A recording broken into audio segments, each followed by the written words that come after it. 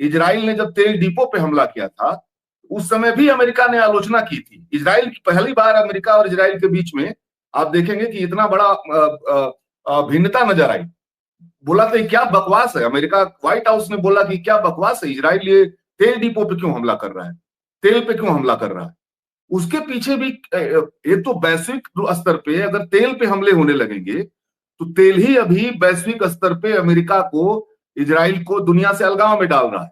सारी दुनिया में जो इस युद्ध, जो पूरी दुनिया इस युद्ध में शामिल हो गई है, पूरी दुनिया की रसोई किचन इसमें शामिल हो गई है।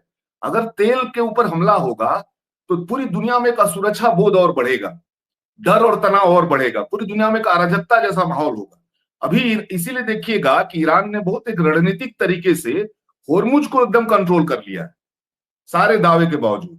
होर्मुज को एकदम, अब उसको एक तरह से कह लीजिए कि वो पूरा एक लाइफ लाइन है, यूरोप और एशिया का लाइफ लाइन है, उसको उसने ब्लॉक कर दिया है। पूरा यूरोप और एशिया ऑक्सीजन पे चला गया है, अगर आप इसको ध्यान से देखेंगे तो।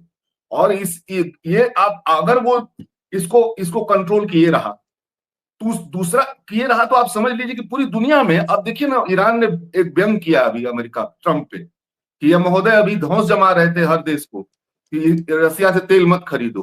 अब गिड़गिड़ा रहे हैं देशों से कि रसिया से तेल खरीदो। ये उपहास उड़ाया अभी अगरची का, जो वहां के विदेश मंत्री, उन्होंने बयान दिया कि ट्रंप साहब जो है अभी 1 महीना 2 महीना पहले पूरी दुनिया पे धौंस जमा रहे थे कि जो रसिया से तेल लेगा उसके ऊपर हम ये लगा देंगे, वो लगा देंगे।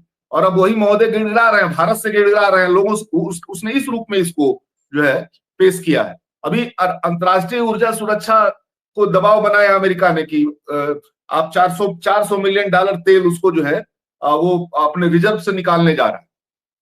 अमेरिका कभी भी अपने रिजर्व से तेल नहीं निकालता है जब वो खुद बहुत इमरजेंसी में जब तक न हो, यानी कि जब वो संकट नहीं महसूस करता है, तब तक दुनिया के इतिहास में अमेरिका अपने रिजर्व तेल को कभी भी बाहर नहीं निकालता है। इस युद्ध में अमेरिका अपने रिजर्व तेल को भी निकालने जा रहा है।